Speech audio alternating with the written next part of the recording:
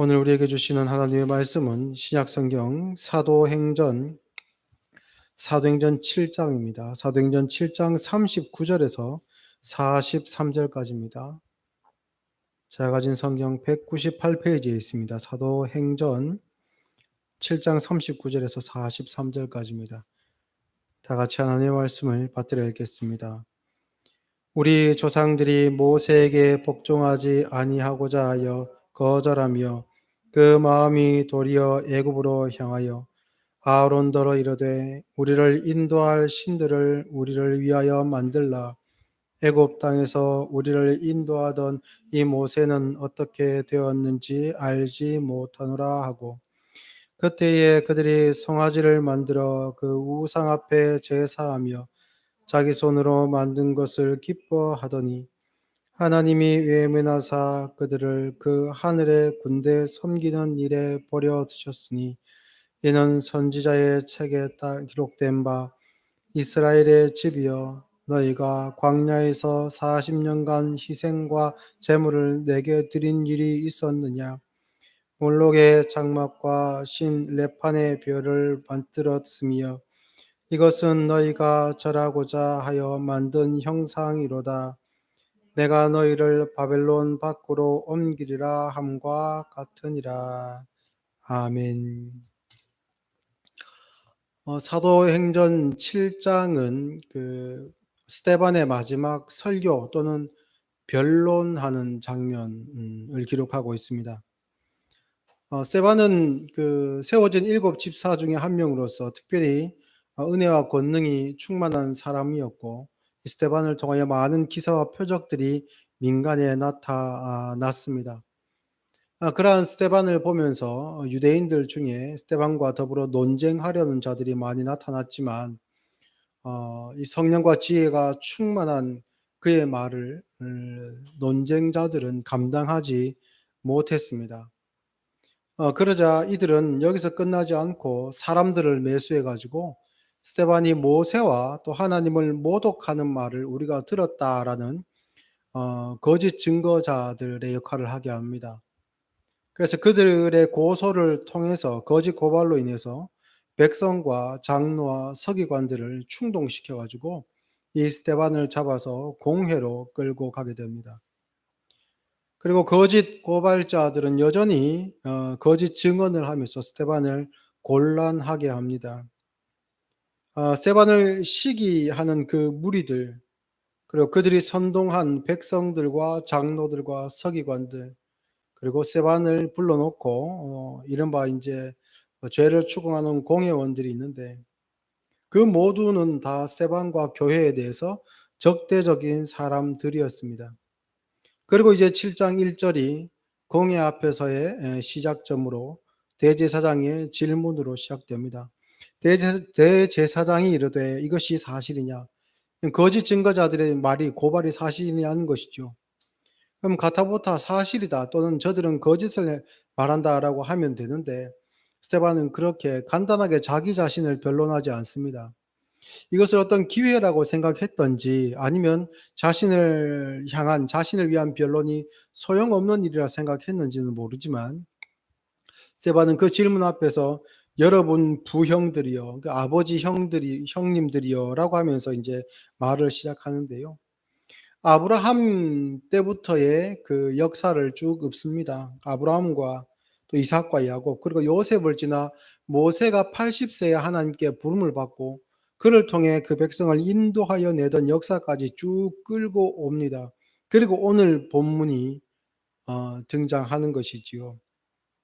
그런데 이러한 오늘 읽은 본문은 43절까지지만 사실은 원래는 뒤에 있는 50절까지의 본문을 다 읽어야 됩니다. 이 변론을 통해서 스데반은 자신을 변론하는 것이 아니라 두 가지 주제, 두 가지 이야기를 들어서 자신을 고소한 사람들, 교회와 스데반에 대한 적대감을 품고 지금 스데반을 죽이려고 하는 이 사람들의 죄가 무엇인지를 이렇게 드러냅니다. 자신을 향해서 적개심을 가지고 그리고 거짓 증인들까지 세워가지고 스데반 자신을 공격하려고 하는데, 오히려 거꾸로 그들이 어떻게 잘못된 날을 그 스데반이 자신을 향한 변론을 하지 않고 이 변론 시간에 이걸 쓴 겁니다. 조금 전에 말씀드린 것처럼 두 부분으로 구분할 수 있는데요. 첫 번째는 이 시점, 그러니까 스데반의 시점으로부터 약 1400 년보다 조금 더 된 1400여 년 전에 있었던 출애굽 사건의 한 사건. 그만 읽은 본문을 통해서 우리가 짐작해 보다시피 금송아지를 만들었던 그 사건을 첫 번째로 들고, 두 번째는 44 절부터 50 절까지는 성전에 관한 이야기를 이야기하면서 헤롯 성전에 관한 이야기를 합니다. 이 둘을 통해서 그들의 죄를 드러냅니다. 첫 번째 이야기는 너무 간단하죠. 금송아지를 만든 것에 대해서는 누구나 다 그 백성들의 죄를 부인할 사람이 아무도 없습니다. 그 현장에 있었던 모든 사람도 그러했을 것입니다. 끄덕끄덕했겠죠. 그렇지, 그 말은 맞지. 그러나 내 이야기는 아니야라고 할 그 시점에 성전에 대한 이야기를 끌고 오면서 이것은 당신들에 대한 이야기입니다라고 이 스데반은 이야기를 합니다. 끄집어냅니다. 이 성전은 복음서에 보면 종종 등장하는데요. 이 성전은 헤롯이라는 그 유대의 왕, 이 사람은 그 이방인 출신이지만 로마의 황제에게 환심을 사가지고 유대인의 왕으로 책봉받은 사람이었습니다. 그 이방인이다 보니까 유대인들의 반대에 부딪히겠죠. 다스리기 어렵습니다. 그리고 민족성이 워낙 강한 사람들이기 때문에 이 유대인들을 다스리기 어려운데, 이들에게 환심을 사고 또한 유화 정책을 하기 위해서 기원전 20년 전부터 헤롯 성전을 짓게 됩니다. 물론 헤롯이 지었기 때문에 헤롯 성전이겠죠. 그래서 성전을 이제 짓게 됩니다. 기원전 20년 전부터 짓기 시작한 이 성전이 예수님 시대, 그러니까 AD 30년에서 33년 되는 그 시점에 와서도 아직까지 짓고 있습니다. 50년이 넘은 시간 동안 짓고 있는데 이게 언제 완공되는가? 예수님께서 승천하시고 난 다음 약 30년 후 AD 63년이나 64년 정도까지 이 성전이 계속 이제 짓습니다. 사실은 초기 10년 정도부터 10년 정도까지는 기초 공사와 이제 이 건물의 외형을 갖추는 공사를 하고, 그 뒤에부터는 세부적인 공사를 합니다. 내장재를 이렇게 하거나 안에 있는 성전 기물을 드리거나 또 화려하게 꾸미거나 이런 일들을 계속해서 합니다. 그래서 성전으로 오면 이 헤롯이라는 왕이 또 그 아들 헤롯 왕까지 해서 유대인을 위해서 이렇게 애를 쓰고 이렇게 수십 년간 하나님께서 거하실 성전을 짓는 사람이구나 라는 어떤 그러한 주제를 끝까지 이 헤롯 왕은 가지고 가는 겁니다. 그런데 안타깝게도 이 성전은 AD 63년에 완공되었으나 채 10년도 가지 못하고 AD 70년에 완전히 돌 위에 돌 하나 남지 않고 다 파괴됩니다. 그러나 이 성전이 파괴되기 전까지 유대인들은 이 성전을 바라볼 때마다 어떤 생각을 하느냐? 야, 우리가 다윗 왕과 솔로몬 왕 때의 그 영광을 다시 회복할 것 같다. 하나님께서 우리가 기다리던 그 그리스도, 다윗의 후손으로 올 그 그리스도를 우리에게 보내시고 그가 다스릴 나라로서 다시 우리는 독립하고 큰 제국을 다시 회복할 수 있겠구나라는 그러한 마음을 성전을 보면서 그렇게 이제 느꼈을 것입니다. 그래서 성전에 대한 자부심이 대단한 그러한 상태였지요. 그럼 앞서 스데반이 이야기했던 금송아지를 만든 것과 이 뒤에 이야기하는 성전을 지은 것이 어떠한 관계가 있을까요? 금송아지를 만든 것은 어떻게 보면 하나님 앞에서 큰 죄악이라 할 수 있었고, 그 죄악이 드러났을 때 누구도 그 앞에 저항하거나 자기 자신을 변론할 수 있는 그런 상황은 아니었습니다. 누가 봐도 우상 숭배이지요. 하나님께 계명을 받는 그 시간에 그들이 행한 범죄, 명백한 우상 숭배의 범죄를 그들이 저지르고 있었기 때문에 그것은 빼도 박도 못할 일이었습니다. 그러나 종교적인 명분이 있었고 겉으로 볼 때 누구도 거기에 대해서 크게 토달 일이 아닌 성전 짓고 그 성전을 자랑스러워하는 일이 앞서 이야기했던 우상 숭배와 어떠한 관계가 있냐라는 것이지요. 사실 결론부터 말씀드리면 이 둘은 같습니다. 금송아지를 만들어 놓고 이스라엘아 이는 너희를 애굽 땅에서 인도하여 낸 너희의 신이로다라고 했던 아론의 말과 같이 헤롯 성전을 바라보며 이것이 여호와의 전이다라고 했던 이스라엘 사람들, 그 당시의 유대 민족들은 하나님을 온전히 섬기지 아니하고 그 외형적인 것으로 우상 숭배의 신앙을 가졌기 때문에 이 앞의 이야기와 뒤의 이야기는 똑같은 것입니다. 성전을 지어서 제사를 드리고 절기를 지키지만 겉으로는 그 외형적인 것을 모두 갖추고 있지만 그 속을 들여다보다 보면 쭉 그들은 범죄하고 있었던 것이지요. 본문 42절과 43절을 한번 보겠습니다. 하나님이 외면하사 그들을 그 하늘의 군대 섬기던 일에 버려두셨으니, 여기서 그 하늘의 군대라는 것은 1월 성신을 이야기하는 것, 해달별을 이제 그 신으로 섬기는 애굽의 종교를 뜻합니다. 그 애굽의 종교를 여전히 섬기도록 그냥 버려두셨다라고 하고요. 이것은 선지자의 책에 기록된 바 이스라엘의 집이여 너희가 광야에서 40년간 희생과 제물을 내게 드린 일이 있었느냐.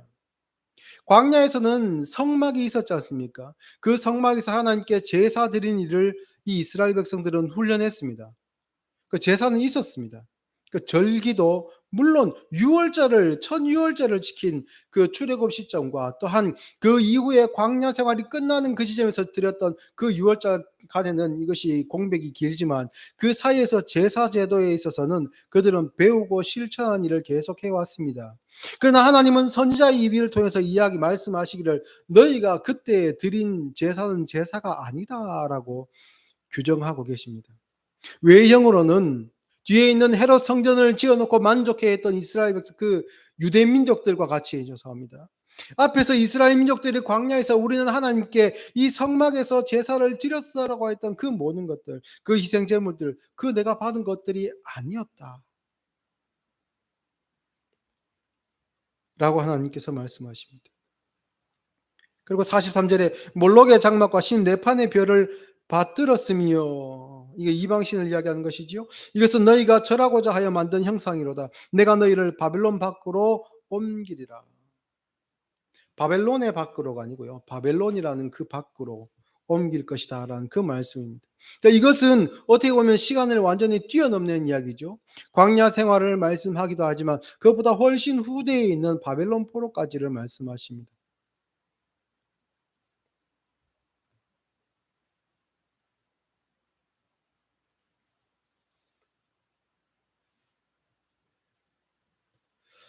예레미야 7장의 말씀처럼 참으로 성막과 함께 거했던 이스라엘 백성들, 그리고 헤롯 성전을 보며 뿌듯한 마음을 가지고 스스로 만족했던 유대인들은 너희는 이것이 여호와의 성전이라 여호와의 성전이라 여호와의 성전이라는 거짓말을 믿지 말라는 이 예레미야의 말씀을, 그 음성을 애써 외면했던 것입니다. 이렇게 빛과 번쩍한 성전을 지어놓고 스스로 만족해야 할 때 예수님은 그들에게 무엇이라 말씀하셨습니까? 이 성전을 헐라 내가 3일 만에 다시 지을 것이다 라고 예수님께서는 말씀하셨지요. 참 성전은 손으로 지은 성전이 아닙니다. 진짜 참 성전은 예수님이 성전이십니다. 성전은 하나님의 임재, 하나님께서 거기 계신 것을 뜻합니다. 하나님이 계신 곳이 성전이고 그곳에서 우리는 하나님을 만납니다. 근데 성전이 누구라 했습니까? 예수님이라고 말씀드렸지요. 그래서 하나님과 만난다, 성전에서 우리가 하나님과 만난다라는 것은 우리의 죄가 이미 해결되었다는 것을 뜻합니다. 그래서 예수님께서 참 성전이시다라는 그 말씀은 우리가 예수님을 통해서 죄의 문제가 해결되었고 그리고 하나님께 그 은혜의 결과로 나아가서 만난다라는 뜻이 되죠. 그 일련의 모든 내용을 다 담아서 한 단어로 응축시키면 그것을 예배라고 이야기합니다. 그리고 이 예배는 시간과 장소에 의해서 제한되지 않습니다. 이 예배는 우리의 삶으로 확장되어서 모든 순간에 예수님을 통해서 하나님과 함께 하게 되지요. 그러한 삶에는 성령의 열매라고 표현되는 그 모든 열매들이 나타나게 됩니다. 그래서 지난 주일 설교 내용처럼 이웃을 사랑하는 사람, 이것이 어떤 율법의 항목으로서 내가 지켜야만 될 어떤 법전으로서 주어지는 것이 아니라 이것을 금할 방법이 없는, 우리 스스로도 제어할 수 없는 하나님께서 주시는 마음이, 이웃을 사랑하는 그 마음이 그 안에서부터 일어난다라는 그 내용과 하나로 연결되어 있습니다. 얼마 전 한 뉴스를 미디어를 통해서 접했습니다. 한국 사람이라면 교회 다니는 사람이든 다니지 않는 사람이든 한 번씩은 다 들어봤을 법한 사랑제일교회에 대한 이야기였는데요. 이 교회가 재개발 보상금, 그 지역에 이제 재개발이 들어갔는데 그 재개발 보상금으로 이제 500억을 받게 되었다는 뉴스였습니다. 야, 참 재개발하니까 사랑제일교회가 어떻게 이 보상을 500억이나 받게 됐고 잘 됐다, 뭐 이렇게 이야기하시는 분이 있을지도 모르겠습니다. 그런데 재개발 조합이 있고 그 재개발 조합이 이 재개발 사업을 맡고 있는 사랑제일교회를 상대로 이제 법정 투쟁을 벌였는데 이제 1 차, 2 차, 3 차를 통해서 대법원 최종 판결로 재개발 조합이 이 사랑제일교회 건물을 철거할 수 있다는 권한을 이제 법원으로부터 받게 됩니다. 그러면 강제 집행을 들어가도 되거든요. 처음 서울시가 사랑제일교회를 감정했던 감정가는 82억이었는데 이것에 대해서 교회 측이 자꾸 불만을 제기하고 우리는 못 받아들인다고 하니까 이제 법원에서 중재에서 150억 원 정도로 조정하는 것이 어떻겠냐라고 재개발 그 조합 측과 교회를 중재하려고 그 안을 내놓았습니다. 원래 가격보다 약 2배에 가까운 그러한 돈이죠. 그런데도 교회는 거절했습니다. 500억 내놔라. 결국 대법원에서 패소한 이 교회를 강제 집행으로 철거하기 위해서 공권력이 투입됐지만 약 6차례에 걸친 공권력이 투입됐지만 번번이 실패했습니다. 왜 실패했냐면 교인들이 그 교회 건물 앞에서 몸으로 막았기 때문입니다. 몸으로 막으면서 강하게 저항했고, 강하게 저항한 것은 단순히 소리를 지르거나 이렇게 몸으로 막는 수준이 아니라 협박에 가까운 폭력, 이런 일들이 뭐 있었기 때문에 그것이 실패했겠죠. 이러다 보니까 공사 기간이 계속 늦어집니다. 공사 기간이 계속 늦어지다 보니까 조합원들이 늘어나는 빚을 감당하지 못하고 결국 무릎을 꿇고 교회 측의 요구를 들어주었습니다. 법은 조합 측의 손을 들어주었으나 결국 조합이 무릎 꿇고 교회의 요구를 들어주고 500억의 보상금을 지불하겠다고 각서를 쓰고, 그것뿐만 아니라 굴욕적으로 교회를 향해서 사과문까지 게재하는 그런 지경까지 이르게 되었죠. 이 500억의 보상금을 받게 되고 난 다음에 이 금액에 대한 모든 권한을 전광훈 씨 그 한 명이 차지하게 되었습니다. 그리고 모든 교회의 사업을 자신과 자신의 아들에게 위임할 것을 교회에서 얼렁뚱땅 그렇게 결의를 해버렸죠. 그러니까 아들에게 모든 권한을 넘겨주고 교회를 세습한 겁니다. 이에 대해서 전광훈 씨가 교회 세습에 대한 비판이 있을 것으로 예상을 했는지 막 궤변을 늘어놓기 시작하는데요.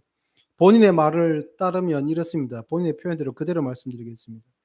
목사님도 결국 세습하네 라고 하는 이런 말들은 사탄이 들어간 거야. 북한의 통전부가 정찰 총국이 개발한 한국교회를 무너뜨리기 위해서 만든 용어야 라고 이제 궤변을 늘어 놓았습니다. 이런 일련의 사건을 통해서 조합원들은 1인당 1억 원 가량의 빚을 떠안게 되었습니다. 참 재개발되면 이곳에서 원래 이제 집과 땅을 갖고 있었던 사람은 거기서 개발되는 이득을 취할 수 있을 것이다라고 생각했지만 오히려 빚을 안게 되었지요. 이 조합원들은 사랑이라는 단어와 교회라는 단어를 들었을 때 어떤 느낌을 가지게 되었을까요? 이렇게 해놓고는 정광훈 씨는 이렇게 이야기합니다. 사무엘처럼 말이야. 하나님의 종이 말하면 하나님은 다 들어주셔. 그 말을 종업원들이 들었을 때 어떤 마음이 들까요? 아, 교회란 어떤 곳인가? 사랑은 무엇인가? 하나님은 어떤 분인가? 제가 보았을 때는 명백한 교회의 적이요. 사탄의 종입니다. 남에게 고통을 주고 자신들은 불법적인 방법으로 터무니없는 돈을 챙기는 것을 응답이라고 이야기하는 것. 이것은 우상 숭배를 넘어선 사탄의 일이지요. 이는 명백한 우상 숭배입니다.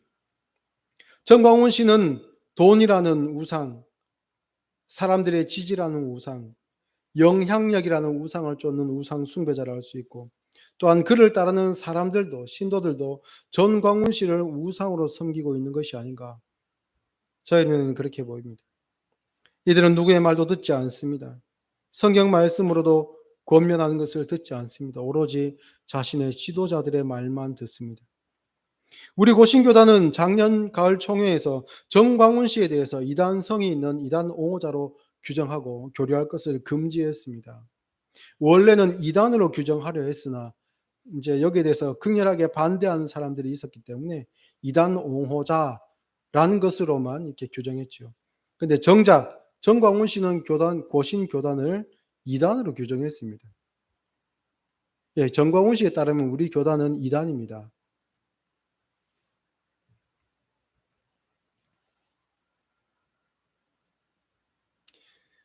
자신을 지지하는 사람이 있고 자기가 버티면 법도 감히 어찌할 수 없고, 또한 그런 영향력에 취해 있는 이 정광훈 씨는 명백히 우상 숭배자입니다. 마치 자기의 손으로 이룩해 놓은 지어 놓은 그 삐까뻔쩍한 성전을 바라보며 이것이 하나님의 역사이다라고 자기를 속였던 것과 같이 명백히 정광훈 씨와 그 교회의 행위는 잘못된 행위입니다. 이런 이들에게 스데반은 이렇게 말합니다. 51절 말씀에 목이 곧고 마음과 귀에 할례를 받지 못한 사람들아, 너희도 너희 조상과 같이 항상 성령을 거스르는도다. 너희 조상들이 선지자들 중에 누구를 박해하지 아니하였느냐? 의인이 오시리라 예고한 자들을 그들이 죽였고, 이제 너희는 그 인을 잡아준 자요 살인한 자가 되나니 너희는 천사가 전한 율법을 받고도 지키지 아니하였도다 하니라. 하나님의 말씀이신 예수님께서 이 땅에 오셨을 때에 목이 곧고 마음과 귀에 할례 받지 못한 이 사람들, 이방인도 아닌 아브라함의 자손이라 스스로 칭하는 그들이 성령을 거스르며 하나님의 아들을 십자가에 못 박았습니다. 그 이후로 같은 신앙을 가지고 우상 숭배하는 자들은 하나님의 말씀을 거부하고 거기에 귀 기울이지 아니하고 자기의 욕망대로 자기의 손으로 우상을 만들어 이것이 하나님이다, 이것이 여호와의 전이다라고 하며 지금까지 그 그릇된 신앙을 이어가고 있습니다. 그들에 대한 지적이지요. 이 이야기를 들은 사람들이 54절 말씀에 그들이 이 말을 듣고 마음에 찔려 그를 향하여 이를 갈거늘 자기 자신들에 대한 이야기임을 깨달았습니다. 앞서 베드로의 설교, 오순절 베드로의 설교를 통해서는 마음에 찔린 사람들이 형제여 우리가 어찌할꼬 하며 그 앞에 통에 자복하고 회개하고 세례받으며 새 생명을 얻었는데, 이 현장에서는 같은 내용으로 같은 복음의 내용을 담아 설교하는 스데반의 설교를 듣고 똑같이 마음의 찔림을 받은 사람들이 회개한 것이 아니라 그들을 향하여 이를 갈거늘. 왜 이를 갈겠습니까? 법대로 잘못되었으면 벌 주면 되는데 자기들에게 명분이 없다는 사실을 그들도 아는 것이지요. 그러면서도 회개하지 않습니다. 이 우상 숭배자들이 교회의 첫 순교자로 스데반을 택하고 그를 돌로 칩니다. 그러나 이 우상 숭배자의 분노와 너무나도 상반되게 참 성전에 거하는 자의 그 사랑의 열매는 이렇게 나타납니다. 59절 말씀. 그들이 돌로 스데반을 치니 스데반이 부르짖어 이르되 주 예수여 내 영혼을 받으시옵소서 하고 무릎을 꿇고 크게 불러 이르되 주여 이 죄를 그들에게 돌리지 마옵소서. 이 말을 하고 자니라.